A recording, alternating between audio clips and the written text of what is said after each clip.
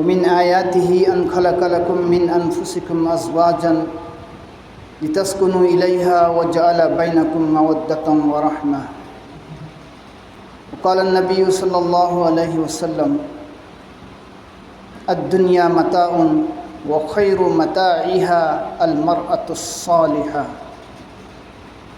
رواه مسلم. أو كما قال عليه الصلاة والسلام. نمشي هيربا مپو थौजान हैरबा अल्लाह वहदहु ला शरीक मपू महाकना महाकी तौबंगंबा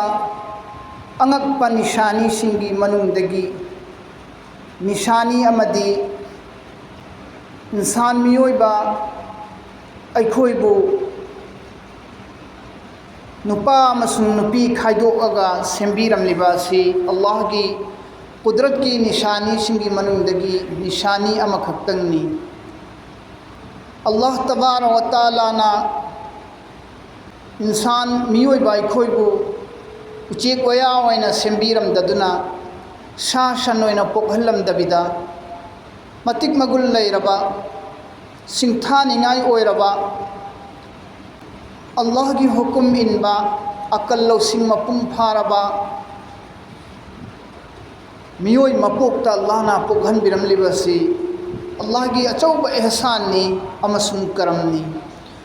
अल्लाह की अंगकपा निशानी सिंगनी मसिमसु अल्लाह तबारक व तआला ना कुरान पाक तसुन्ना हाइदोकपिरी वमिन आयातिही अल्लाह की निशानी सिंगी मनुंगदगी तौबंगंबा निशानी अमदी अन खलक लकुम मिन अनफुसिकुम अज़वाजा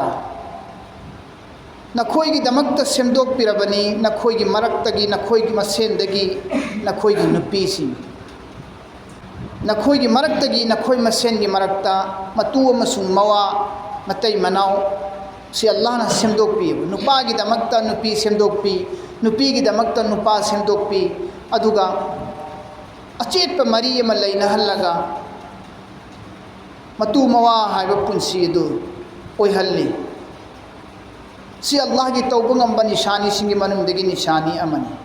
करीगिदमक्तनो नुपागिदमक्ता नुपी सेमिबा नुपीगिदमक्ता नुपा सेमगा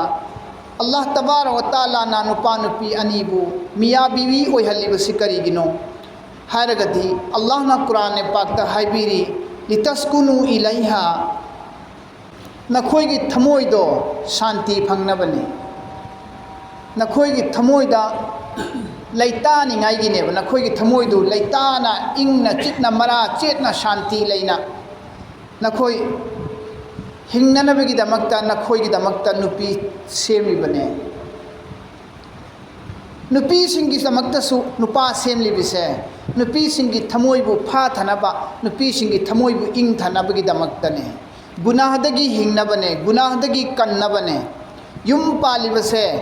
नुपा नुपी मतई मनाव हायना थमलिबसी नुपीसिंगना अरानबा लंबीदा गुनाह तौरक्तनबा नुपासिंगसु अरानबा लंबीदा गुनाह की लंबेंदा खोंगदारक्तननबा मखोय अनिमकी थमोयगी अपांबा इंद्रियगी अपांबा पुनमक्तु अल्लाह ना याबा मवोंगदा इंगना शांति लैना पांथोगा नुंसी चानना हिंगमिन्ननबगिदमक्ता अमसुंग मखोय अनीगी नुंसी चानना हिंगमिन्नरिबा मतु मवागी मरी अदुदगी अफा अफाबा अल्लाह की औलाद लाकननबा नेक साले औलाद अफाबा औलाद फंगननबगिनेबा युम पालिबसी करी मरमनो अरानबा लंबीदा खोंगदादनबा मीगी नुपी अंगांगदा अरानबा वखन खंदनबा अरानबा मियेंग येंगदनबा गुनाह थादोकननबा अनि सुबना अफाबा औलाद फंगनबगिदमक्ता हयेंग अहल लोयरगा उपाय लेरक्त्रबा सोलक्लबा मतमदा मतई मनाव अनीगी चैसु ओइदोरिबनी सजेंग पाम्बोम ओइदोरिबनी औलाद हाइबसिना औलाद हाइबसिना मखोइना लैखिद्रा मतुंगदा मखोइगिदमक्ता सवाब की खुदोल दुआ थाबिरकदोरिबनी शीघ्रब मतुंगदा अफबा औलाद थममदी मपा ममागिदमक्ता कोक्पिननब दुआ निबिरकनी अफबा औलाद सिंग अदुना हो सी मरम अनि मरम सिंग सिगिनी युम पालिबसी नुपी थिरिबसो मवा नाइरिबा नुपागिसु नुपी नुपीगिसु नुपा अनिमक्की मिया बीवी अनिमक्ता दरकार ओइहल्लिसे गुनाहदगी हिंगननबा लैताननबगिदमक्ता हाय नुपी हाइबसी लैता खर पोटनिने थमोय नुपी लेतब मीना खंगोय नुपी लेब मीना खंगनी लेताब थमोइसि कयाम इंगी कयाम शांति ओय कयाम नुंगाई नुपी थीदब मीना खंगोय सिदी अखोइना नत्ती अल्लाह ना सेमकपने अल्लाह ना सेमकपा अल्लाह तबारक व तआला ना अखोइगी पा आदम अलैहि सलातु व सलाम बु जन्नत की अवात प लेत्रब जन्नत की नियामत मयाम मरक्तुदा जन्नत की अवात प अम फुब लेत्रब नुंगाइबगी नुंगाइब त गायरब जन्नत की नियामत मनुंग कोई ताउ तावरग सानदना लैरो हायदा जन्नत की मनुंग आदम अलैहि सलातु व सलाम बु अल्लाह ना थंबदो आदम ना जन्नत की नियामत सिंदु कैसु खोइदादे ओलांगी ओनसावी लेताफम खंगदे थमोइदा शांति फंगदे थमोइदा अल्लाह ना उदना खंगना हेक्ट ममांगदा इमा हवाबु हेक्ट थम्मि सेमगा हेक्ट उहल्ली अदुदगिदि शांति फंगद्रे शांति फंगे उबगा खुदना सोकदे तवी इमा हवादा अल्लाह ना थिंगी ऐ आदम नंगी हुमदांग सरुदगी सेमबने आइना नंगी हुमदांग सरुदगी लौथोगा आइना सेमबने हवाबु जन्नत की हुरसिंगदगी हेना फजई इमा हवागी शक फजखरबनी जन्नत की मनुंगददी जन्नत की मनुंगददी इमा हवादगी हेना फजबम फुलैति अल्लाह की नबी ना साहिदो पिरम फजबदुदा सोगा शांति फंगद्रा खलगा खुदना सोके तो बुकांद अल्लाह ना थिंगे एवा आदमदा आदम सोखिनो महर ना थियो महर पीदना नुपीगी महर पीदना हक के महर अदा तौदना मसा सोप यादे मखुद सोप यादे नागना या अल्लाह करीनो महर हरिसी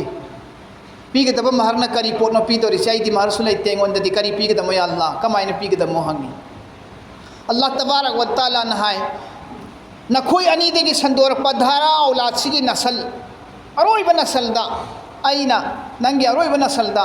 नबी पुनमकी सरदार नबी पुनमकी अरोइब नबी ओइगदोरिबा सैयदुल कौनैन सरकार दो आलम ताजदार मदीना सरवर कौनैन अहमद मुज्तबा मुहम्मद मुस्तफ़ा रसूलुल्लाह सल्लल्लाहु अलैहि वसल्लम आखिर नबी खातमुन नबीयीन अरोइब नबी दो नंगी औलादगी नंगी धार नंगी नसलदगी आइना सेमगदोरिबनी महाक नबी पुनमकी अरोइब नबी सरदार नि महाक मरम मदुना अरोइब नबी दो महाक की ममिंगदा नंग दरुद शरीफ सोलो दरुद थाओ अदोरदि नंगना नंगी नुपी से लौब यारनी सोप यारनी इमा हवाबु आदम अलैहि सलातु वसलाम ना जन्नत की मनुंगदा अल्लाह की रसूल की दरुद शरीफ अल्लाह की रसूल की मथक दरुद शरीफ थारगा इमा हवा की महर अदा तवी हक के महर अदा तवर मतुंगदा मखोयनी न सिन्नखी मियाँ बीवी ओइखी मियाँ बीवी ओइखी अदो हाइनिंगबदी आदम अलैहि सलातु वसलाम फुबु जन्नत की मनुंगदा शांति फंगदेबा नुपी उरबकांद नुपी निकाह सोलबकांद शांति फंगेबा से अखोई खक्तगी नत्तेबा आदगी लाबनेबा अल्लाह तबारक व तआला ने सेमबदी और अबनेबा मरम मदुना निकाह हाइबसे निकाह सोलगा नुहोंगगा युम पानबा हाइबसे मियोइबगी ईमान तंखाय म कल्लबनी ईमान तंखाय म हाफसिलबनी अल्लाह की नबी सल्लल्लाहु अलैहि वसल्लम ने हाइदो पिरमी अन निकाहु निस्फुन ईमान निकाह सोलब मिसी ईमान तंखाय म हिंगबनी तंगल तंखाय म कल्लबनी तंखाय म वाटली ईमान तंखाय म दी नुपी थीरगा युम पालगा कल्ले तंखाय म दी वाटली वालहौरिब तंखाय म दुना नसाना अल्लाह की हुकुम इल्लगा अल्लाह की नबी की याथंग इल्लगा नंगे अमल ना इबादत ना हो नजरो अवाट पद तंखाय म दी आइन पीरबने फ्रीदा निकाह हिक तौखिब कांदा मरम अदुना ईमान बु कल्लिबनी इसागी अमल इबादत मफम मतम चान तौब ngमहल्लिबनी नुपी थीरदी थमोइद शांति फंगहल्ली गुनाह तौगदब मयाम म गुनाहदगी लापथोकहल्ली अरानब लंबीद खुंगदागदब मयाम म खुंगदाहंदे अफवा औलाद की मकसद ओहलगदबनी निकाह तौरिबसी अफवा औलाद की मकसद ओहलगदबनेब अनिंगबा अपांबा थुंगगा लोयरे नुंगाई थोगा लोयरे इंजॉय तौरगा लोयरे हाइबिगी वाखलदा नुपी थीबा यादे नुपी ना युम पानबसु यादे सवाब की नेत खल्लगा अमल की नेत खल्लगा अल्लाह की नबी ने तागमिबा नियमदुदा नुपा अमसुंग नुपी अनिमक युम पानगदबनी अदुगा करी हायरे अल्लाह ना लितस्कुनु इलैहा नखोय अनि शांति फंगनी ये नुपा ना सुनुपी देगी शांति फंगनी नुपी ना सुनुपा देगी शांति फंगनी अल्लाह ना कुरान दे हायरिबा वजअल बैनकुम मवद्दतन व रहमा अमसुंग नखोय अनीगी मरक्ता नखोयगी मरक्ता नुंगसिनबे हेंगलकनिये निका तौरबी मतुंगदा युम पानमिनर मतुंगदा नुंगसिनबे हेंगलकनी व रहमा अल्लाह की थौजानसु फंगनी नखोय अनीगी मथक्ता मिया बीवी अनीना नुंगसी चानन लैबसे उरगा अल्लाह फोबा हरावे मतई मनाव अनीना नुंगसी चानना नोकमिन्नरगा नोखेरगा लैबसे उरगा अल्लाह नसु हरावे मरम मदुना नुपा ओइबसिंगना नुपी थीरबगी मतुंगदा नुपीगी हक अदा तौगदबनी नुपा ओइबसिंगना नुपी थीबा मतमदा अल्लाह की नबी सल्लल्लाहु अलैहि वसल्लम ना तागंबदी धर्म लैबी दीनदार ओइबी ईमान लैबी नुपी थियो हाइबा सिना ख्वाइदगी हेन अल्लाह की रसूल ना पामेबा अल्लाह की रसूल ना ख्वाइदगी हेन पाम्बा पोटनेबा सिगिसिना मियामना थीनरिबना नुपी थीनरिसिना पोटलम मरी दे येंगा थीनै मियामना नुपी थीनरिसि पोटलम मरी दे येंगा थीनै तुलकिहुल मरअतु लिअरबा पोटलम मरी दे येंगा मीना निकाह तौनै नुपीनसु निपागी पोटलम मरी दे येंगा निकाह तौई नुपीसिनसु नुपानसु नुपीगी पोटलम मरी दे येंगा निकाह तौई मदुदि करिनो लिमालिहा नुपा सिमानदार ओइब्रा नुपी ने येंगे सिबोबा नुपा सिमानदार ओइब्रा नुपानसु नुपी सि इना खुनबिरा मानदार ओइब्रा सिदे येंगे अनि सुबदा वली हस्बिहा सगै जात चाउब्रा सजेंग पाम्बोम ओइबि आगद्रा येंगाइगी सगै जात चाउबि नुपीरा येंगे नुपीनसु नुपादु सगै जात फबा नुपारा नसब खानदान फबरा येंगे मथंगदा वली जमालिहा नुपादु चाउ सांगबरा फजबरा मसक मतौ नुपीने येंगिसि अहुम सुबदा अदगी नुपादुना सोमका नुपीदु फजबरा वांग चाउब्रा फिबा मूर्ति चुम्ब्रा नुपीनसु येंगी नुपानसु येंगी मरी सुबदा वाली दीनिहा मरी सुबदना करमैनि येंगी नुपीदुना ईमान लैबी नुपी ओरदी नुपादु ईमान लैबा नुपा थी दीनदार ओइबा नुपा थी नुपादुनसु ईमान लैबा दीनदार ओइबा नुपा ओरदी खरा दीनदार ओइबी ईमान लैबी नुपी थी पोलम मरी से थीनेबा मांदी येंगा थीबा मांदी येंगा युम पानबा नुपा नुपी कुइना चलोय सगै खानदान ना तांदे येंगा नुपी थीबा सगै खानदान ना तान चाउबो फबदे येंगा मयुम पानबा कुइना चलोय मसक मतौ फजबदे येंगा युम पालिबा मसक मतौ फजबे येंगा नुपी लौरिबा कुइना चलोय चटकदौरी सिटी दीनदार ओइबी लमचत फजबी नुपी दुनी कुइना पालहौदोरिसि कुइना चलहौदोरिसि थीगेरा फजगेरा इना खुनगेरा लायरगेरा सगैजा चाउगेरा पिक्केरा मागी मरम जत्तुना फजरबा वली जमालिहा हारिसे सक फजबदु खत्त नत्तेबा सक फजबदुदा लमचत फजबसु यावरमेबा अखलाक फजबसु यावरिमनेबा हुस्न खुल्क महा की लमचत अखलाक फजरबा अदुगी नुपीदो दीनदार सु ओइरदबनी लमचत अखलाक फजरबी नुपीदो दीनदार ओइरदबनेबा अदुगी नुपीदुदी कुइना खांगौबने फजबगी खल्लगा पालिबा फजबदा येंगा लौरिबा मीदो नुपीदुन फजरक तब कांत माय वखल ओलानी मसक फजयेना लौरिबनेबा मसक फजयेना पालिबनेबा नुपीदुन सुमयुम अदो नुपादुन मसक थिरक्प कांदा नुपीदुन मसक थिजिलक्प कांदा अंगांग अमनी पोबगी मतुंदा मसक थिजिलानेबा ममाय मिट खुजिलानेबा महिं कालानेबा अद्रदि नुपीदु वखल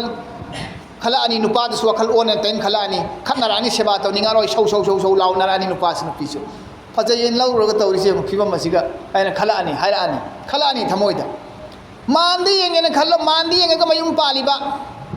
इना केरा खुनबा मानदारी येंगा युम पालिबा इना केरा खुनबी मानदारी येंगा लौरिबा नुपा नुपी अनिमक्तो मानदगी कानबा फंगक्त्रबा नुपीदगी नत्रगना नुपादगी नुपीदुना कानबा फंगक्त्रबा मानगी अदो मना मनिन नाइनरानी कुइना चलोय सुमाइना सगै खानदान नातानगिसु मतेंग लाक्त्रदी खानदान नातानदुदगी सगै जात चाउबुदुदगी अइंगोंदा मतेंग करिमम लाक्त्रबदी अदु सुमना मनिन नाइनरकनी मरम मदुना ख्वाइदगी कुइना चटकदबा युम्बानदी सक फजबसु अरुम नुमित हुमनी तंग हौखिब कांदा डायरिया नुमित मरी नि तंग तौब कांदा फजरम नुपी कादु लोइगदम नत्रने ओ सुमाइना नारायब कान मानसु सक फजबसु खानदानसु सगैसु कैमति येंगदबिदने लमचत फजबी नुपी लौरदी हाइब खुदिमक इल्लनी धर्म लैबी नुपी लौरदी पानगनी सुमाइना अल्लाह की रसूलना ताकपीरम्मी ख्वाइदगी दीनदार ओइब नुपी लौइना मरम मादुना अखोय खुदिमकना अखोय नुपी सिंगसे नुपीसिंग असि खक्ता येंबा यादे निपा अखोइसु नुपीगी हक अदा तौबा दरकार ओये नुपीना नुपागी मवागी हक अदा तौबा जरूरी ओइरिबा सुम हाइना फरज ओइरिबा वाजिब ओइरिबा सुम हाइना नुपासिंगना सुमागी मागी नुपीसिंदुगी हक अदा तौबसे हक अदा तौबसी वाजिब नेबा जरूरी ने नुपासिंगी मथक्तसु नुपीदता हाइबा अखोइना नुपीदता अखोइना हाइबा मवा मपुरबिगी हक अदा तौदिन है मवा मपुरबिगी अथंग इंदिन है मवा मपुरबिदा थक्सी खासी खंगदेन है ना अखोइना हाइरिसे सुम हाइना नुपीसिंगदसु अखोइना हाइगदबा अखोइना तौगदबा जिस तरह नुपीसिंग अखोइगी थक्ता तौबा दरकार ओइरिबा जरूरी ओइरिबा सुम हाइना मवा ओइबा अखोइना सो अखोइगी नुपीसिंगदा इज्जत बेफार उठकदबनी फजब वांगांग संगांग गांगदबनी मखोइगी मनिंग थुंगनबा होनगदबनेबा सि होनबसि नुपासिंगी मथक्ता जरूरी नेबा नुपासिंगी मथक्ता जरूरी नि अखोइदी नुपीसिंगना फबीबगिनी नुपीसिंगना फबीबगी अखोइना ngasi सिननिंग मवंगदा अखोइगी नुपीसिंगबु सिनरिमनेबा फतलक्त्रदी अखोइदी याम वागदब जानी अखोइदी नुपीगी मोहरानासु हक अदा तौब नत्ते नुहोंगबु नुमित्ता मोहराना मसिंग थाखरनी सना मोहर मंगानी तरानी ना मसिंग थाखरनी लोयरे ददगिदी सीबा फौबसु सुपी पीब नत्तेब सुपी पीदबिद मोहराना से पीदबिद अदुम लैरि मे अदुगु नुपीदुदना मिनाइगुमना सिनरि मे खोइना इमागी सेवासु तौगदमी इपागी सेवासु तौगदमी आइगी हंजिलक्तन लैरि बिनिंगोन इचे सिगी सेवासु तौगदमी नत्रा खोइना हारिसि आइगी चन नुपी सिगी सेवासु तौगदमी इचन नुपीदी निमित चुप मोबाइल येंगा फमुंग हिब्बग लेरसु याय कोन फेंगद्रसु याय चा लोंद्रसु याय चाक थोंद्रसु याय युम सित्रसु याय आइगी चे चंदी नंगदी तौदब यारोय नंगदी तौगदबी मौ तौद्रगन फूनिसिन शरीयत अदु यादे कुरान हदीसना अदु अयाब पीदे क्वाइदगी मरु ओरिसि नुपीगी हक अदा तौगदमी मोहरना फर्स्ट अहानबदा कना तौई खोय तौदे नुहोंब कांद मोहर पीनी मोहराना के मंगा थानी लिसिंग मोहराना मंगा थाबद मोहर अनी की पैसा पीनी अदुसु मोहर तो चलहंदे कोइन तौरिबा मोहर तो चलहनगदमे बदु थानरिबा मोहर मंगा दो सना मोहर मंगा दुगी मनुंगदा चलहनगदमे बा आइना नुपी मयेमदा नुहोंबगी पीरिबा सेंदु चलहंदबिदा सना मोहर मंगा तोंगा लेहलनी अवोंग सेन तोंगा न पीरनी अवोंग सेन दुदी मोहर तो सु चलहौद्रे दुदी नंगना मतेंग पांगबनी दुदी अवोंग सेन दुदी अदुदी मोहर चंद्रबा मोहर सुपी पीबा कौद्रे को दुदी नुहोंबदा मोहर सुपी पीब कौद्रेबा आई लाख अनी पीखी नुहोंबदा लाख अनी दुदी मोहर नाद चलहनबु सुनतना मोहर नागी मनुंग चलहनगिब नत्तेबा दुदी मपा ममागी काना नब नुहोंग सेंद ओइना पीखिबनेबा दुदी मोहर ना नत्तेबा नुहोय मसेन यानरगा नुहोंग सेन ओइना पीखिबनेबा ममिंग थोलगा नुहोंग सेनेना मतेंग एना पांगिबनेबा मोहर नाद चिंगदेबा नुपीदगिदी मोहर सुपी पीद्रिबा हुजि फोबो मोहर मंगादु अदु ताडी नुपीगी मोहर मंगा सुपी पीद्रिङैदा नुपीगी मखुत खुसुम खुनाम चाबसे नुपीदुना आई थोंगोये चाक आई लोलोये चाक आई नंगे हिमिन्नरोये आई नंगे फी सुरोये हाइदुना नुपीदुना मुगप तारगदी शरीयत की मतुंगिन्ना नुपीदुना हेना चावी जायज ओयबा नुपादुगी सेवा तौदब यायबा मोहरना नुपीदुगी हक अदा तौद्रदी मान सुमेन मुगोने आईगी मोहरना हक अदा तौद्रि फौबा आई नंगोंद खुसुम खुनाम पिचरोय आई नंगी सेवा तौब सुगंग मोयना नुपीसना अनम कंदना तौखलप तारदी नुपीदुगी हेना हक राइट लयेबा नुपीदुना चुंगनेबा अल्लाह की नबी सल्लल्लाहु अलैहि वसल्लम ना हाइदो पिरमे ख्वाइदगी फबा नुपादी महाकी इमुंग मनुंगी नुपी अंगांगदा नुपी अंगांग ना महाकु उरगा हराउरिबा महाकी नुपी अंगांग ना महाकु उरगा नोफेत तौरिबा हराउरिबा महाकी नुपी ना माबु उरगा ममित इंग थजरिबा महाकी नुपी ना माबु उरगा थमोइदा शांति फंगजरिबा अदुगुम नुपादो ख्वाइदगी फबा नुपाने नुपी अंगांग यामना कीबा नुपी अंगांग यामना तुकच्चबा चैरा अदरा ngang adra laur adra handilakpaga khong adra fura adra chera adra ina nupi ngang na kibu nupa du natte ko phai hari se Allah gi rasulna yumgi nupi na mahak handilakpa ubu kanda ne hekta thamoi si ing thariba nupi duna ma bu uraga mamit ing jariba harau jariba du nupa do khwadi phaba nupa ne hai maram duna kana gumna mohora na nupi gi adah toram dabida kari gum dunya digi khungsan ki bitarabadi mahak jannat chappe yaroibo nupi duna kok tak taragadi मोहरना पीदबगी नुपीदना कोक्तबिदा करिगुम निपा से सीखिबतारदी महाक जन्नत चटपे यारोय हबा जन्नत चटपे यारोय मरमदन नुपी अंगांग सिंगबु लुना चाना तौगदबनी अखोइगी सेवा तौदे अखोइगी हाइबि इन देखक्ता ओट नाइबसे तौरोयदबनी नुपीगी हकसु मसक खंगदबनी नुपी लौरबदी नुपीदुबु मरांग कायना नुंगाइना शांति ओइना थंबा याननबा नोंग युदबा युम अफबा युम अमा थंबीगदबनी नुपी लौरबदी नुपीदुगी हकनी कइनो महाकिदमक्ता इरुजफम फजना सेंबा महाकिदमक्ता टॉयलेट बाथरूम फजना सेंबा महाकि सेटननबा इन्ननबा लेरक्तब कांदा वालकप कांदा सेटननबा इन्ननबा आइगी माइगैदिगी लैगरगा सेटहनगदबनी मयुमदगी पुरकपदु नत्तबिदा मयुमदगी पुरकपदु नत्तबदा मफी मरोन थोनबा ngамगदबनी चानिंगनि हाइबा चाक एंसांग आइगी पांगनना लैबा ngamba पुथोकपा ngamba थाकतुदा अदुगी लेवेंदुदा माकि चानिंगबा थकनिंगबदो लैरगा पिसिनबिगदबनी यहाँ तक कि कदाई फबुगी मनम नुंसीब फौ लैरगा पीगदबनी नुपीदुदा कनागुमना महाकि नुपीदा एतरम लैरगा पीब तारबदी अल्लाह तबारक व तआला ने इबादत तौबगी सवाब पीगनी कनागुमना महाकि नुपीदुदा इबादत तौ एतरम मनम नुंसीबा मन लैरगा पीब तारबा अदु तारगदी महाकि दमक्तने अल्लाह ना इबादत तौबगी सवाब पीगनेबा कयाम यामना चावने की सवाब अल्लाह ना पीबी मोंग असुम तौदुना लैननबा खर्चा तौगदबनी चाननबा सेटननबा इन्ननबा युम तोंगाना आइदी युमदु तोंगाना लैनी आइदी नोइगी इमा बाबागा आइदी पुन्ना लैरोय जॉइंट फैमिली पामते आइदी जॉइंट फैमिली द लैबसी इते इनाउगी मरक्ता यामना काइना तोइननबा सिल्ली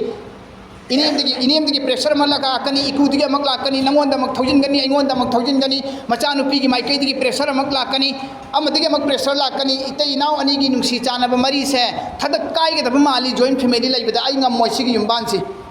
आई तोंगाना युम अमा साब आई तोंगाना युम अमा साबियु नत्रगन आइगी का अमा तोंगाना पिबियु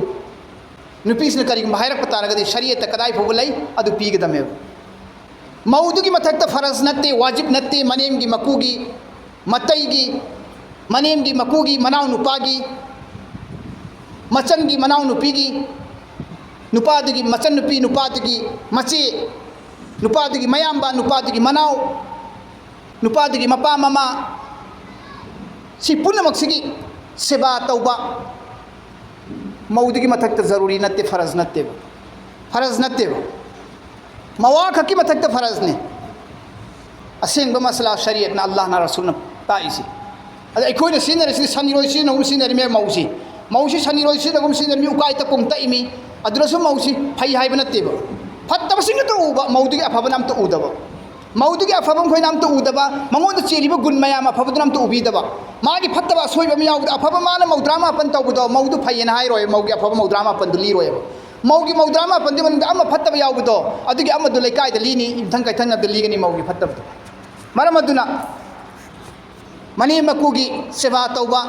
लैरिबा निगोन सिंगदुगी सेवा तौबा हाइबस्ती मौदुना मवादु नुंसीबगी दमक्ता मवादुगी मनाक्ता लैनिंगबगी दमक्ता मागी रेस्पेक्ट अखलाक मागी फजबा लमचतनी मागी फजबा बेफारनी मागी तौबीमन्नी तौबीरिदु सेवा तौबीरक्त्रदि उपाय लैतेबा मरम अदुना मपा ममागी हक्ति मौदुना पांथोकदब नत्ते मचा नुपादुना पांथोकदबनी मौदना मोइदबनी मौद प्रेशर पीरोइदबनी मौ ओरोइदबनी मतांग मतम चादना मफम मतम चादना आइगी इचा नुपीसु मीगी मयुमदा मयुम पानख्रिबनी आइगी इचा नुपीदुसु मीगी मयुमदा मयुम पानख्रिमी हेसि खनगदबनेबा मौदुना आइगी सेवा तौदबगिदी आइगी इचा नुपी निंगोंदुगी सेवा तौदबगिदी वनाय नत्रा वनायबा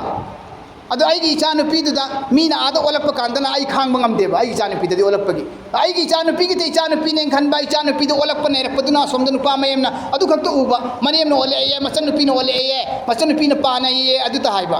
आइना सोमदा आइगी मौदना इमौदुदना इचा नुपीगुम खंदबा ओटपी नाइ बिबसे तौरोइदबनी निंगोन सिंगना लागासु खन्ना चाइनाइ लैरगसु अदुगा मतै मनाउगी फजबा मरीदु थदतली नुपा नुपी अनीगी मतै मनाउगी पुंसीदा अकाइबा पिहल्ली मनेमना वनायरगसु हेंजिलगसु होंगथांग खुदिंगी मिकुप खुदिंगी पानदना लेरगसु मतै मनाउ अनीगी पुंसीदा अयेतपा पी मरमदुना मचानी पागा ममौगगी पुंसी से सिदा अयेतपा पीरोइदबनी मपा ममा ओइबसिंगना तंगाई फदबा हक्तुदगी हेंजिन्ना ओटपा नाइबा हिंसा तौबा तौरोइदबनी मीगी मचादुसु निंगोननी मनेमदुसु निंगोल ओइरमिमनी मासु निंगोल ओइरमिमेबा मीगी मयुमदा मौ ओइरमिमेबा मासु अदुगा पोगइमेबा मचादु पोगा मचा सिंदगी ममौ फंगइमेबा माना मौ ओइरिङैदना मने मकुदुगी सेवा तौरिइमनेबा मासु मौ ओइरिङैदना फरम्बा मनेम ओइरक्पा कांदना हेक्ता सप्ता कनखिबा लाई हेक्ता साखिबा सुमा मनेमसु तौरोइदबनेबा मासु मतम अमदा मी निंगोल ओइना पोगइम नत्रो मीगी मौ ओइरमिम नत्रो मासु मौ ओइरमिमनेबा अदुगा माना मौ ओइरिमङै निंगोल ओइरमिङैदना इंतप्पा फरम्बा माना मनेमगी थाकु दर्जा अदु योरक्पा कांदना कनाम भो उरक्तबसे तौरोइदबनी अल्लाह तबारक व तआला ना ꯑꯩꯈꯣꯏ ꯈꯨꯗꯤꯡꯃꯛꯄꯨ ꯅꯤꯄꯥ ꯅꯨꯄꯤ ꯑꯅꯤꯒꯤ ꯃꯔꯤꯁꯦ ꯊꯥꯗꯠꯅꯕ ꯀꯩꯗꯧꯅꯨꯡꯗ ꯃꯔꯝ ꯑꯣꯏꯍꯜꯂꯣꯏꯗꯕꯅꯤ ꯑꯩꯈꯣꯏꯅ ꯃꯔꯝ ꯑꯣꯏꯔꯒ ꯃꯀꯨ ꯑꯣꯏꯔꯤꯕ ꯑꯩꯅ ꯃꯔꯝ ꯑꯣꯏꯔꯒ ꯃꯅꯦꯝ ꯑꯣꯏꯔꯤꯕ ꯃꯃꯥꯗꯨꯅ ꯃꯔꯝ ꯑꯣꯏꯔꯦ ꯍꯥꯏꯔꯒ ꯑꯗꯨꯗꯒꯤ ꯃꯋꯥꯗꯨꯒꯤ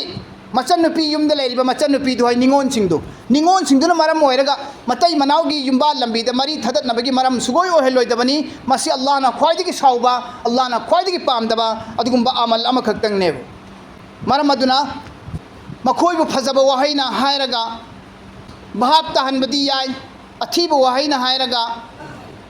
ꯁꯤ ꯅꯪꯒꯤ ꯅꯊꯧꯅꯤ ꯀꯣꯟ ꯐꯦꯡꯕꯁꯨ ꯅꯪꯅ ꯐꯦꯡꯒꯗꯕꯅꯤ ꯌꯨꯝꯁꯨ ꯅꯪꯅ ꯁꯤꯠꯀꯗꯕꯅꯤ ꯐꯝꯁꯨ ꯅꯪꯅ ꯇꯥꯒꯗꯕꯅꯤ ꯌꯨꯝꯁꯨ ꯅꯪꯅ ꯁꯤꯠꯄ ꯇꯩꯕ ꯈꯣꯝꯕ ꯅꯪꯅ ꯆꯥꯛ ꯌꯦꯟꯁꯥꯡ ꯊꯣꯡꯕ ꯅꯪꯅ ꯆꯥ ꯂꯣꯟꯕ ꯅꯪꯅ ꯐꯤ ꯁꯨꯕ ꯅꯪꯅ ꯂꯣꯏꯅ ꯏꯃꯨꯡ ꯃꯅꯨꯡꯒꯤ ꯕꯥꯔ ꯄꯨꯝꯅꯃꯛ ꯅꯪꯅ ꯂꯣꯏꯅ ꯄꯨꯒꯗꯕꯅꯤ ꯍꯥꯏꯔꯒꯗꯤ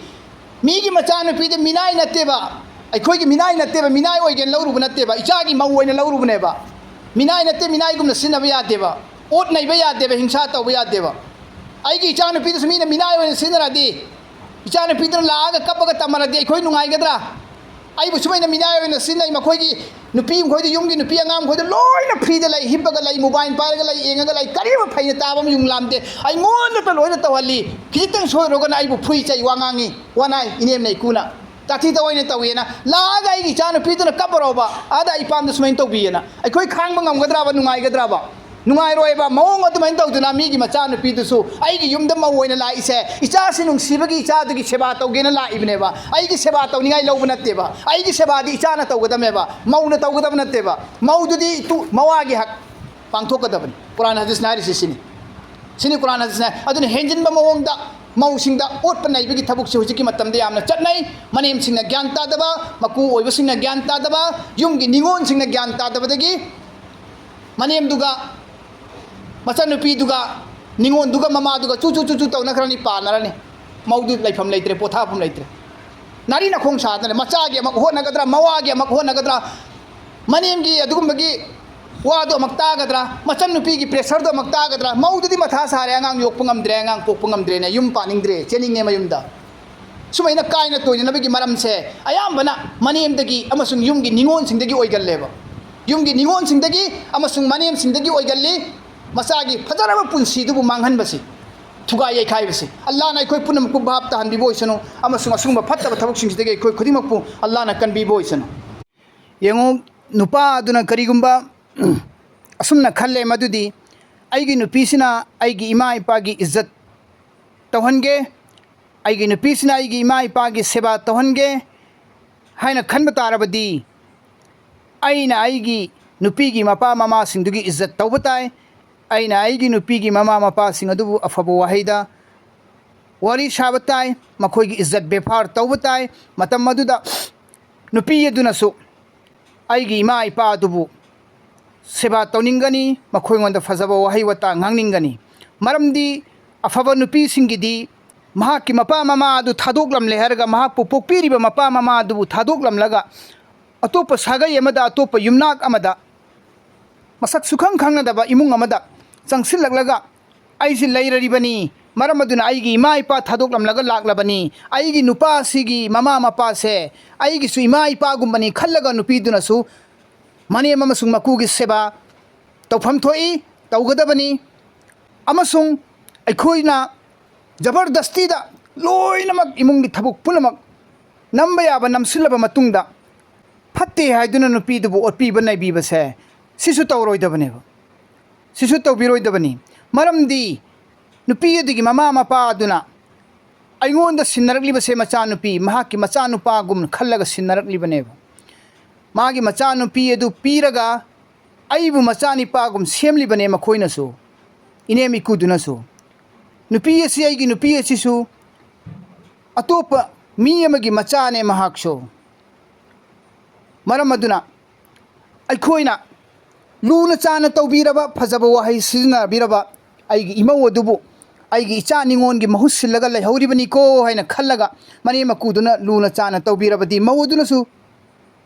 ꯂꯨꯅ ꯆꯥꯅ ꯇꯧꯔꯛꯀꯅꯤ ꯃꯈꯣꯏꯗ ꯃꯑꯣꯡ ꯑꯁꯨꯝ ꯇꯧꯗꯨꯅ ꯃꯅꯦꯝ ꯃꯀꯨ ꯑꯣꯏꯕꯁꯤꯡꯅ ꯈꯟꯒꯗꯕꯅꯤ ꯑꯩꯒꯤ ꯏꯆꯥꯅꯨꯄꯤꯗꯨꯁꯨ ꯃꯤꯒꯤ ꯃꯌꯨꯝꯗ ꯃꯧ ꯑꯣꯏꯅ ꯆꯠꯈ꯭ꯔꯤꯕꯅꯤ ꯏꯆꯥꯅꯨꯄꯤꯅ ꯌꯨꯝꯗꯒꯤ ꯊꯣꯛꯈꯤꯕꯒ ꯑꯃꯛꯀ ꯃꯍꯨꯠ ꯁꯤꯟꯅꯅꯕ ꯏꯆꯥꯅꯨꯄꯤꯒꯤ ꯃꯍꯨꯠ ꯁꯤꯟꯅꯅꯕ ꯏꯃꯧ ꯑꯃꯛꯀ ꯂꯥꯛꯂꯤꯕꯅꯤ ꯏꯃꯧꯁꯤ ꯑꯩꯒꯤ ꯏꯆꯥꯅꯨꯄꯤ ꯆꯠꯈ꯭ꯔꯤꯕ ꯑꯗꯨꯒꯨꯝꯕ ꯏꯆꯥꯅꯨꯄꯤꯅꯤꯀꯣ ꯃꯥꯁꯨ ꯑꯣꯏꯅ ꯈꯜꯂꯒ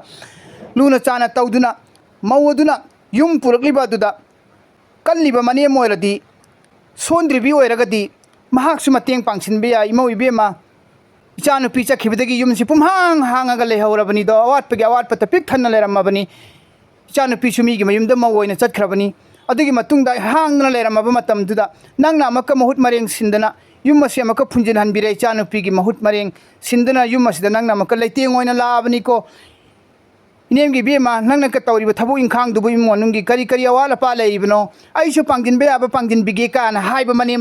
ꯃꯅꯦꯝꯗꯣ ꯑꯗꯨꯝꯕ ꯋꯥꯍꯩꯗꯨ ꯁꯤꯖꯤꯟꯅꯔꯒ ꯃꯃꯧꯗꯨꯕу ꯍꯔꯥꯎꯍꯜꯂꯕꯗꯤ ꯄꯨꯛꯅꯤꯡ ꯄꯦꯜꯍꯜꯂꯕꯗꯤ ꯀꯔꯝꯕ ꯃꯃꯧꯗꯨꯅꯅꯣ ꯀꯔꯝꯕ ꯃꯃꯧꯅꯅꯣꯕ ꯃꯍꯥꯛꯀꯤ ꯁꯦꯕꯥ ꯇꯧꯅꯤꯡꯉꯣꯏꯗꯣꯔꯤꯕ ꯃꯑꯣꯡ ꯑꯁꯨꯝ ꯇꯧꯗꯨꯅ ꯖꯣꯏꯟ ꯐꯦꯃꯤꯂꯤꯗ ꯂꯩꯕꯒꯤ ꯍꯧꯅꯕꯤ ꯆꯠꯅꯕꯤ ꯃꯇꯨꯡ ꯏꯟꯅ ꯃꯅꯦꯝꯅ ꯉꯝꯕꯅ ꯃꯅꯦꯝꯅꯁꯨ ꯈꯔ ꯄꯥꯡꯁꯤꯜꯂꯛ ꯃꯃꯧꯅ ꯉꯝꯕꯅ ꯃꯃꯧꯅꯁꯨ ꯈꯔ ꯄꯥꯡꯖꯤꯜꯂꯛ ꯐꯖꯕ ꯋꯥꯍꯩ ꯋꯥꯇꯥꯅ ꯈꯣꯏꯊꯨꯝꯅꯕ ꯋꯥꯍꯩꯅ ꯃꯃꯧ ꯑꯗꯨꯕꯨ ꯇꯥꯛꯄꯤ ꯇꯝꯕꯤꯗꯅ ꯑꯃꯁꯨꯡ ꯃꯍꯥꯛꯀꯤ ꯑꯁꯣꯏꯕꯗꯨꯗ ꯑꯋꯥꯠ ꯑꯄꯥꯗꯨ ꯃꯦꯟꯈꯠꯄꯤꯔꯒ ꯂꯩꯃꯤꯟꯅꯕ ꯇꯥꯔꯕꯗꯤ ꯀꯌꯥꯝ ꯅꯨꯡꯁꯤ ꯆꯥꯟꯅꯅ ꯂꯩꯃꯤꯟꯅꯅꯤ ꯃꯅꯦꯝ ꯑꯃꯁꯨꯡ ꯃꯃꯧꯒꯤ ꯃꯔꯛꯇ ꯑꯗꯨꯒꯤ ꯃꯑꯣꯡꯗꯨ ꯑꯣꯏꯍꯟꯒꯗꯕꯅꯤ ꯑꯃꯁꯨꯡ ꯃꯃꯧꯁꯤꯡꯅꯁꯨ ꯑꯩꯗꯤ ꯅꯤꯄꯥ ꯈꯛꯀꯤ ꯈꯜꯂꯒ ꯂꯥꯛꯄꯅꯤ ꯅꯤꯄꯥ ꯈꯛꯄꯨ ꯄꯥꯝꯃꯒ ꯂꯥꯛꯄꯅꯤ ꯅꯤꯄꯥ ꯈꯛꯄු ꯅꯨꯡꯁꯤꯔꯒ ꯂꯥꯛꯄꯅꯤ ꯅꯤꯄꯥ ꯈꯛꯀꯤ ꯁꯦꯕꯥ ꯇꯧꯒꯅꯤ ꯀꯅꯥꯝꯒꯤ ꯃꯋꯥ ꯂꯧꯗꯦ ꯍꯥꯏꯗꯨꯅ ꯃꯧꯅ ꯂꯩꯊꯣꯛꯄꯗꯨꯁꯨ ꯑꯐꯕ ꯅꯨꯄꯤꯒꯤ ꯃꯒꯨꯟ ꯅꯠꯇꯦ ꯃꯗꯨꯁꯨ ꯑꯐꯕ ꯅꯨꯄꯤꯒꯤ ꯃꯒꯨꯟ ꯅꯠꯇꯦꯕ ꯃꯍꯥꯛꯅ ꯅꯤꯄꯥ ꯑꯗꯨꯕꯨ ꯅꯨꯡꯁꯤꯔꯒ ꯂꯥꯛꯏꯕꯗꯣ ꯅꯤꯄꯥꯗꯨꯒꯤꯗꯃꯛꯇ ꯂꯥꯛꯂꯤꯕꯗꯣ ꯃꯍꯥꯛꯅ ꯐꯪꯖꯔꯤꯕ ꯃꯍꯥꯛꯀꯤ ꯅꯨꯡꯁꯤꯕ ꯅꯨꯄꯥꯗꯣ ꯃꯋꯥꯗꯣ ꯀꯅꯥꯅ ꯄꯣꯛꯏꯃꯣ ꯏꯅꯦꯝꯗꯨꯅ ꯏꯀꯨꯗꯨꯅ ꯄꯣꯛꯑꯒ ꯉꯁꯤ ꯃꯤ ꯑꯣꯏꯔꯛꯂꯒ ꯆꯥꯎꯔꯛꯂꯒ ꯑꯩꯕꯨ ꯉꯁꯤ ꯂꯧꯔꯔꯤꯕꯅꯤ ಅದನ್ನು ಐಗಿ ನುಪಾಸಿಬು ಪೊಕ್ಪಿರಿಬ ಮಪಾ ಮಮಾಸೆ ಐಗಿ ಯುಮ್ದ ಐನ ಥಾದೋಕ್ಲಮ್ಲಿಬ ಇಪಾ ಇಮಾದುನಿ ಖಲ್ಲಗ ನುಪಿದುನಸು ಮೌದುನಸು ಮನೆ ಮಕ್ಕೂಗಿ सेवा तौगदबनी मने मकुद फजब लमचत बेफार उटकदबनी मने मकुगी मथक्ता चिंदा पाउदा नरोदबनी फजब वहाइना हाइगदबनी मदुनी अफब नुपीगी गुण हाइबसी अफब नुपी हाइबसी चिंदा पाउदा नरोदबनी मवा मयमदा मवागा निंगोन सिंगा मनेमगा मकुगा चिंदा पाउदा नरोदबनी अमंगांग पद तारा खुमनब हो नरोदबनी मदुना मरम मोरे हरगा चिंदगी कापथोरप वहाइसिना सोखनबसिदी तेन पानखिब थांग यानखिबगी जखमदी फुनखिगनी सोखिबगी दाखफमदी फखिगनी फुनखिगनी वहाईदगी सोखिबा जखमसिदी चैनासिदी फुनब नायरोय मरम मदुना नुपीगी वहाई वतासी थोटप नौबा हाइबसिना नुपीगी मगुन्नी अमेंगबा थोटप वहाई हाइबा इंगब तप्पा हाइबा अखांब कनबा सबर लैबा हाइबसिना अफब नुपीगी मगुन्नी अदुगुंबा अफब नुपीगी मगुंदु ओइगदबनी मदुमगना मसाइगी यामना थीना ताथी तवोइना तौरक्तना ओटप नैजना तौरक्पा अदुगुंबदुसु याउदबदि नत्ते समाज असिदा याउरिबनी युमगी कुपसु कुपनोम इमुंग मनुंगी अकुपता मयाम अमा सूरबगी मतुंगदा चाकथोंगनी फिसु फिजामगनी मयामदिगी चाना थकनबा सेवा तौगनी सिटकनी खोंगनी इमुंग मनुंगी सिटोकनी खोंदोकनी लोयरबगी मतुंगदा ngahakhtang चाक चारगा मौदुना पुथाजबा मतमदा तुमदना तहिबतमता लैरे हाइनसु चाइबिरोइदबनी हाइबिरोइदबनी ngangbiroi असुगुंबा अकनबा वहाई वता सिनदुना ngahakhtang तंजा फंगबदा पुथाबा लेना थोकपा लैथोकपदा पानबिरोइदबनी मरमदी आइगी इचानुपीना आइगी युमदा लैरिङैदा मौंग असुमना लैबा मतमदा आइना इचानुपीदुदा चैखिदेदना nganखिदेदना वारप तारसु फजबु वहाई वताना वारखिदना मौंग अदुमना अखोइना वारकपिगदबनी मौसिंगदा मरम अदुना मौसिंग अदुगी फजबा अफबा मगुन महांगना इमुंग मनुंगदुबु पुरिबा मवागी सेवासु तौरी मने मकुगी सेवासु तौरी पोगलक्लिबा मचादुगी सेवासु तौरी इमुंग मनुंगी सेवासु तौरी अदुगुंबा अफबा गुण मयामदुबुना उबिदबिदा असोइबा अमखक यावबदा असोइबदुदा पानरगा हेंगांग हाइथिन तौदुना फजरबा मनेम अमसुंग ममौगी निंगथीजरबा सक्तमदो नुंसी चानबगी सक्तमदो थुगाइ हन्नबगी मरम ओइहल्लोइदबनी हाइबनी मरम अदुना नुपीसिंगना मौ ओइबिसिंगनासु असुमना खंदोकपा यादे इनेम इकुगी हकसुक याउद्रे हाइना खनबा यादे लेमिन्नरिबी इनेम इकुसे आइगी इमागुंबनी इपागुंबनी आइगी इमा इपा थादोकलगा लाक्लिबनीना आइगी इमा इपागुंबनी खनगदबनी अमसुंग मखोइंगोंदा तौफम थोकपा हकसिंग अदु तौगदबनी आइगी निपागी ममानी मपानी आइगी निपासिबु मखोइना पोकपिरकलगा ngasi मखोइना योक थाआगा ngasi चावरकलगा आइगा थुंगनरिबनी आइगा पुंसी लैपुन सेमलिबनी मरमदुना आइगी निपागी ममा मपासे आइगी इमा इपागुंबनी हाइना खनबा ngamba नुपीदो अदु ओइगदबनी मौसिंगदसु अदुगा मने मकुसिंगदसु असुमना खनगदबनी आइगी इमौसिना युमसिदा लाक्लिबसे आइगी इचा निपाबु नुंसीबगी आइगी इचा निपागा पुंसी लैपुन सेमगे हाइना इचा सिबु नुंसीब खक्किदमक्ता महाक युमसिदा लाक्लिबनी मरम अदुना मौसिना इचागी दमक्ता खल्लगा इचाबु नुंसीबगी दमक्ता खल्लगा ꯑꯩꯈꯣꯏ ꯃꯌꯥꯝꯒꯤ ꯁꯦꯕꯥ ꯇꯧꯔꯤꯕꯁꯦ ꯑꯩꯈꯣꯏꯅ ꯍꯥꯏꯕ ꯏꯟꯗꯅ ꯑꯩꯈꯣꯏꯒꯤ ꯁꯦꯕꯥ ꯇꯧꯕꯤꯔꯤꯕꯁꯦ ꯃꯁꯤ ꯈ꯭ꯋꯥꯏꯗꯒꯤ ꯍꯦꯟꯅ ꯐꯔꯕꯅꯤ ꯍꯥꯏꯅ ꯈꯟꯒꯗꯕꯅꯤ ꯑꯗꯨꯕꯨ ꯀꯔꯤꯒꯨꯝꯕ ꯃꯇꯝꯗꯗꯤ ꯃꯅꯦꯝ ꯑꯣꯏꯕꯤ ꯀꯅꯥꯒꯨꯝꯕꯁꯤꯡꯗꯗꯤ ꯏꯆꯥꯕꯨ ꯅꯨꯡꯁꯤꯕꯒꯤꯗꯃꯛꯇ ꯂꯥꯛꯂꯒ ꯑꯩꯈꯣꯏꯒꯤ ꯁꯦꯕꯥ ꯇꯧꯔꯤꯕꯅꯤ ꯍꯥꯏꯅ ꯈꯟꯗꯕꯤꯗ ꯌꯥꯝꯅ ꯇꯝꯊꯤꯕ ꯃꯑꯣꯡꯗ ꯑꯣꯠꯄ ꯅꯩꯕ ꯀꯔꯤꯒꯨꯝꯕ ꯃꯇꯝꯗꯅ ꯑꯎꯟꯄꯣꯠ ꯌꯥꯝꯅ ꯄꯨꯔꯛꯇꯕꯒꯤ ꯀꯔꯤꯒꯨꯝꯕ ꯃꯇꯝꯗꯅ ꯁꯨꯔꯝ ꯆꯠꯂꯝ ꯈꯪꯗꯦ ꯍꯥꯏꯕꯒꯤ ꯀꯔꯤꯒꯨꯝꯕ ꯃꯇꯝꯗꯅ ꯑꯩꯅ ꯄꯥꯝꯃꯤꯕ ꯊꯕꯛꯇꯨ ꯇꯧꯗꯦ ꯑꯩꯈꯣꯏꯅ ꯑꯣꯏꯍꯟꯅꯤꯡꯕ ꯃꯑꯣꯡꯗꯨ ꯑꯣꯏꯗꯦ ꯍꯥꯏꯕꯒꯤ ꯁꯨꯃꯥꯏꯅ ꯆꯩ ꯊꯥꯡꯉꯒ ꯄꯥꯅꯔꯒ ꯅꯨꯄꯤꯗꯨꯕు ꯃꯆꯥ ꯍꯜꯂꯛꯑꯒ ꯇꯝꯁꯤꯟꯕ ꯅꯪꯒꯤ ꯅꯨꯄꯤꯅ ꯁꯨꯃꯥꯏꯅ ꯇꯧꯗꯦ ꯅꯪꯒꯤ ꯅꯨꯄꯤꯅ ꯁꯨꯃꯥꯏꯅ ꯍꯥꯏ ꯅꯪꯒꯤ ꯅꯨꯄꯤꯅ ꯁꯤ ꯑꯣꯏꯗꯦ ꯁꯤ ꯇꯧꯗꯦ haiduna machada tamsilakpa matamda machaduna su lawroidabani ima fattabagi wa amfuba ingonda tamakanu haina inthokadabani aduga amaka mamawduna amaka magi nupiduna amaka macha nupadu laklaba matamda mawadu halaklaba matamda nupiduna amaka namana sumaina hai namana sumaina oli namana sumaina nai hai matamda su nipaduna mawaduna amaka ima ipagi maramda su ingonda fattaba amta haibirakanu ingonda fattaba amta haibirakanu khangu sabar tau lemna mangoi sawa fangani nangna makhoi seba tawbada makhoina haibi inbada nangi namana pagumbani khallaga nang seba taw aigi ima ipasi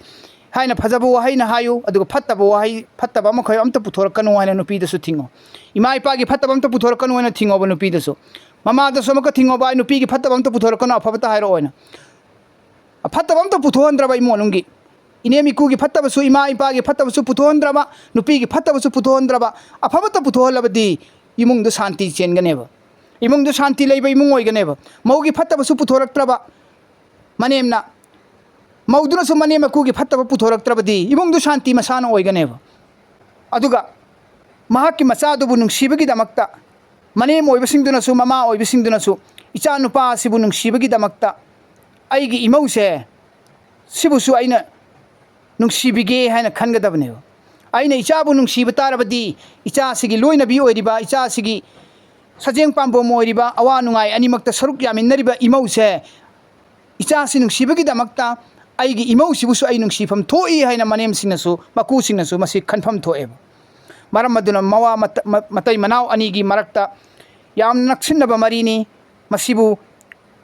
fizol amagi parman toribani hakchang dilitpa phi amagi parman toribani quran ne pakta allah na matai manau anisi hunna libasul lakum wa antum libasul lahunna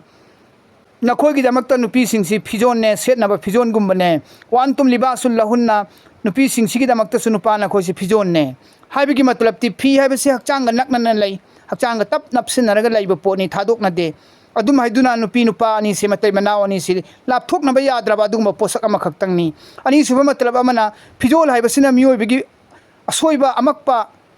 ikai gadaba posing bu khumjilli kupsilli asoiba amakpa hakchangi asoiba amakpa bu kupsilli khumjilli phizolna mawong asum tawduna nupi gi asoiba bu nipana khumjin gadabani nupa gi asoiba amakpa bu nupi na khumjin gadabani matuna khumjin gadabani maram aduna makhoi ani makse amana amagi asoiba aranba kupsin na nabani jai seke phina hakchangi asoiba aranba kupsin bagum asoiba amakpa kupsin bagumna parda ohen bagumna matai manau ani se Allah na phido parman tawribanina matugi asoiba aranba kupsin biba mawagi asoiba aranba su matuna kupsin biba aduga phizol amagum oihallu haibani ahum suba matlabna phi haibasi mioi bagi leiteng oihalli mong asum tawduna nupi oi bisingi leiteng di mawa ma puroi bani mawa ma puroi bisingi leiteng chumagi nupi duni mong asum na leigadabani maramaduna Allah tabara wa taala na nupi haibasi khwaidagi hena phaba afaba nupi do khwaidagi hena phaba kanaba potni dunya da khwaidagi hena phaba kanaba poti nupi afaba nupi ni Allah gi rasul sallallahu alaihi wasallam haidok piron lebani ad-dunya mata'un wa khairu mata'iha al-mar'atu as-salihah dunya ay basi miyo benusina na ba samani miyo bigi esharam tawna na ba pot ngaktani tawiga masung khwaidagi hena phaba kanaba khwaidagi hena phaba samandi afaba nupi ni afaba nupi phang matarabadi dunya masapum ba mahaki makhuta leirabani maram aduna afaba nupi singdi mahaki mawa mapuro bigi yumma sida yumma se mahaki damaktadi khwaidagi hena phaba jannat kum ohenbe yai mahakna haijarabadi singjarabadi mahaki lamchatna mahaki wangang sangangna mahaki character na mahaki thausu thauna na jannat kum ohenbe yai imung moningi miyoi khudingmak mahaki makhada loina thamba yai afaba nupi singdi adumna tawi afaba nupi singdi mayumda leiningde ꯃꯋꯥꯒꯤ ꯃꯌꯨꯝꯗ ꯂꯩꯅꯤꯡꯉꯤ ꯃꯍꯥꯛꯄꯨ ꯄꯣꯛꯄꯤꯔꯛꯂꯤꯕ pitch ꯄꯤꯊꯛꯂꯤꯕ ꯌꯣꯛꯄꯤ ꯊꯥꯛꯄꯤꯔꯛꯂꯤꯕ ꯃꯄꯥ ꯃꯃꯥꯒꯤ ꯌꯨꯝꯗ ꯆꯠꯄ ꯃꯇꯝꯗ ꯀꯨꯏꯅ ꯐꯥꯎ ꯂꯩꯅꯤꯡꯗꯦꯕ ꯊꯨꯅ ꯍꯟꯅꯤꯡꯉꯤ ꯃꯋꯥꯒꯤ ꯃꯌꯨꯝꯗ ꯀꯔꯤꯒꯤꯅꯣ ꯃꯋꯥꯒꯤ ꯌꯨꯝꯁꯤ ꯃꯍꯥꯛꯀꯤꯗꯃꯛꯇꯗꯤ ꯃꯍꯥꯛꯀꯤ ꯄ꯭ꯔꯣꯄꯔꯇꯤꯒꯨꯝ ꯑꯣꯏꯈ꯭ꯔꯕꯅꯤ ꯃꯍꯥꯛꯀꯤ ꯂꯦꯡꯗ꯭ꯔꯕ ꯃꯥꯟꯒꯨꯝ ꯑꯣꯏꯈ꯭ꯔꯕꯅꯤ ꯃꯍꯥꯛꯀꯤ ꯑꯔꯣꯏꯕ ꯃꯍꯩ ꯌꯥꯇꯥꯐꯝ ꯑꯣꯏꯈ꯭ꯔꯕꯅꯦꯕ ꯃꯔꯝꯗꯨꯅ ꯅꯨꯄꯤ ꯑꯣꯏꯕꯤꯁꯤꯡꯅ ꯀꯩꯁꯨ ꯃꯄꯥꯝꯗ ꯀꯨꯏꯅ ꯂꯩꯅꯤꯡꯗꯕꯅꯤ ꯃꯍꯥꯛꯀꯤ ꯃꯌꯨꯝꯗ ꯋꯥꯔꯕꯁꯨ ꯅꯪꯂꯕꯁꯨ ꯃꯍꯥꯛꯀꯤ ꯃꯋꯥꯒꯤ ꯃꯌꯨꯝꯗ ꯂꯥꯛꯀꯦ ꯍꯥꯏꯅ ꯈꯜꯂꯤꯕꯅꯤ ꯃꯋꯥꯗꯨꯕꯨ ꯅꯨꯡꯁꯤꯕꯒꯤꯅꯤ ꯑꯗꯨ ꯃꯋꯥꯗꯨ ꯅꯨꯡꯁꯤꯕꯒꯤꯗꯃꯛꯇ ꯃꯅꯦꯝ ꯃꯀꯨꯗꯨꯒꯤ ꯁꯦꯕꯥ ꯍꯛ ꯄꯨꯝꯅꯃꯛ ꯑꯗꯥ ꯇꯧꯔꯛꯂꯤꯕꯅꯤ ꯁꯦꯕꯥ ꯇꯧꯔꯛꯂꯤꯕꯅꯤ ꯍꯥꯏꯕ ꯏꯜꯂꯛꯂꯤꯕꯅꯤ ꯑꯗꯨꯗ ꯑꯁꯣꯏꯕ ꯈꯔꯈꯛ ꯎꯔꯒ ꯍꯦꯛꯇ ꯅꯤꯉꯣꯟꯅ ꯑꯣꯏꯔꯣ ꯃꯅꯦꯝ ꯃꯀꯨꯅ ꯑꯣꯏꯔꯣ ꯑꯣꯠꯄꯤꯕ ꯅꯩꯕꯤꯕ ꯋꯥꯉꯥꯡ ꯁꯉꯥꯡ ꯑꯊꯤꯕ ꯉꯥꯡꯕꯤꯕ ꯁꯤꯒꯨꯝꯕꯁꯤ ꯇꯧꯕꯤꯔꯣꯏꯗꯕꯅꯤ ꯍꯥꯏꯕꯅꯤ ꯃꯁꯤꯃꯛꯅ ꯅꯨꯄꯤꯁꯤꯡꯅ ꯀꯅꯥꯝ ꯐꯥꯎꯒꯤ ꯇꯧꯕ ꯌꯥꯔꯔꯣꯏ ꯃꯧ ꯑꯣꯏꯕꯤꯁꯤꯡꯅ ꯃꯋꯥ ꯈꯛꯀꯤ ꯇꯧꯒꯗꯕꯅꯤ ꯍꯥꯏꯕꯁꯨ ꯅꯠꯇꯦ ꯃꯋꯥ ꯃꯄꯨꯔꯣꯏꯕꯒꯤ ꯍꯛ ꯑꯗꯥ ꯇꯧꯔꯤꯕ ꯑꯗꯨꯒꯤ ꯃꯅꯨꯡꯗ ꯃꯅꯦꯝ ꯃꯀꯨꯒꯤ ꯂꯩꯃꯤꯟꯅꯔꯤꯕ ꯖꯣꯏꯟ ꯐꯦꯃꯤꯂꯤꯗꯨꯒꯤ ꯂꯩꯃꯤꯟꯅꯔꯤꯁꯤꯡꯗꯨꯒꯤ ꯃꯇꯩꯒꯤ ꯃꯆꯟꯅꯨꯄꯤꯒꯤ ꯅꯤꯉꯣꯟꯁꯤꯡꯗꯨꯒꯤ ꯌꯥꯅꯅꯕ ꯆꯥꯅ ꯆꯤꯟꯅꯅ ꯂꯩꯃꯤꯟꯅꯅꯕꯒꯤ ꯃꯑꯣꯡꯗ ꯃꯍꯥꯛꯅ ꯕꯦꯂꯦꯟꯁ ꯑꯃꯗ ꯄꯨꯔꯛꯅꯅꯕꯒꯤꯗꯃꯛꯇ ꯆꯞ ꯃꯥꯟꯅꯕ ꯃꯑꯣꯡꯗ ꯂꯥꯛꯅꯅꯕꯒꯤꯗꯃꯛꯇ ꯃꯍꯥꯛꯅ ꯁꯤꯟꯒꯗꯕꯅꯤ ꯃꯑꯣꯡ ꯑꯁꯨꯝ ꯇꯧꯗꯨꯅ ꯅꯤꯄꯥ ꯑꯗꯨꯒꯤ ꯌꯨꯝꯗ ꯂꯩꯔꯤꯕ ꯃꯋꯥ ꯑꯗꯨꯒꯤ ꯃꯆꯟ ꯃꯆꯦꯁꯤꯡꯗꯨꯅꯁꯨ ꯏꯅꯝꯃ ꯚꯥꯕꯤ ꯀꯔꯤ ꯋꯥꯠꯂꯤ ꯑꯩꯈꯣꯏꯁꯨ ꯇꯧꯁꯤꯜꯂꯛꯀꯦ ꯑꯩꯈꯣꯏꯁꯨ ꯌꯥꯎꯁꯤꯜꯂꯛꯀꯦ ꯍꯥꯏꯗꯨꯅ ꯅꯤꯉꯣꯟꯁꯤꯡꯗꯨꯅ ꯌꯥꯎꯁꯤꯜꯂꯛꯀꯗꯕꯅꯤ ꯃꯇꯦꯡ ꯄꯥꯡꯁꯤꯜꯂꯛꯀꯗꯕꯅꯤ ꯃꯔꯝ ꯑꯗꯨꯅ ꯅꯤꯉꯣꯟꯅ ꯌꯥꯝꯅ ꯌꯦꯡꯁꯤꯟꯕ ꯄꯥꯅꯕꯁꯦ ꯅꯤꯉꯣꯟꯗꯨꯁꯨ ꯅꯣꯡꯃꯗꯤ ꯃꯧ ꯑꯣꯏꯔꯨꯗꯣꯔꯤꯕꯅꯤ ꯃꯤꯒꯤ ꯃꯌꯨꯝꯗ ꯑꯗꯨ ꯈꯟꯒꯗꯕꯅꯤ ꯃꯧ ꯑꯣꯏꯔꯨ ꯃꯇꯝꯗ ꯃꯤꯒꯤ ꯃꯌꯨꯝꯗꯨꯗꯒꯤ ꯏꯃꯨꯡ ꯃꯅꯨꯡꯒꯤ ꯃꯤꯁꯤꯡꯗꯨꯅ ꯃꯍꯥꯛꯄꯨꯁꯨ ꯍꯌꯦꯡ ꯇꯥꯊꯤ ꯇꯑꯣꯏꯅ ꯉꯥꯡꯉꯛꯄ ꯑꯣꯠꯄ ꯅꯩꯔꯛꯄ ꯇꯧꯔꯛꯄ ꯃꯇꯝꯗ ꯃꯍꯥꯛꯁꯨ ꯃꯩꯁꯥ ꯂꯥꯡꯉꯛꯀꯅꯤ ꯃꯔꯝꯗꯨꯅ ꯃꯤꯒꯤ ꯃꯆꯥꯗꯨ ꯌꯨꯝꯗ ꯃꯧ ꯑꯣꯏꯅ ꯏꯌꯥꯝꯕꯅ ꯏꯅꯥꯎꯅ ꯄꯨꯁꯤꯜꯂꯛꯂꯕꯗꯤ ꯑꯩꯈꯣꯏꯁꯨ ꯏꯆꯟꯒꯨꯝ ꯏꯆꯦꯒꯨꯝ ꯈꯜꯂꯒ ꯅꯨꯡꯁꯤ ꯆꯥꯟꯅꯅ ꯂꯩꯃꯤꯟꯅꯒꯗꯕꯅꯤ ꯍꯥꯏꯅ ꯈꯟꯕ ꯋꯥꯈꯜꯁꯦ ꯆꯦꯟꯃꯤꯟꯅꯔꯕ ꯀꯥꯟꯗ ꯅꯤꯉꯣꯜ ꯑꯣꯏꯕꯁꯤꯡꯗꯨꯅ ꯆꯦꯜꯂꯕ ꯀꯥꯟꯗꯗꯤ ꯅꯤꯉꯣꯜ ꯑꯃꯁꯨꯡ ꯃꯧꯒꯤ ꯃꯔꯛꯇ ꯆꯌꯦꯠꯅꯕꯁꯨ ꯊꯣꯏꯅ ꯊꯣꯛꯂꯣꯏ ꯍꯥꯏꯅ ꯈꯜꯂꯦꯕ ꯑꯜꯂꯥꯍ ꯇꯕꯥꯔꯛ ꯋ ꯇꯥꯂꯥꯅ ꯑꯩꯈꯣꯏ ꯈꯨꯗꯤꯡꯃꯛꯄꯨ ꯍꯦꯟꯗꯣꯛ ꯊꯣꯏꯗꯣꯛꯅ ꯑꯃꯜ ꯇꯧꯕꯒꯤ ꯇꯧꯐꯤꯛ ꯄꯤꯅꯕꯤꯕ ꯑꯣꯏꯁꯅꯨ ꯋꯥꯈꯤꯔꯨ ꯗꯥꯋꯥꯅ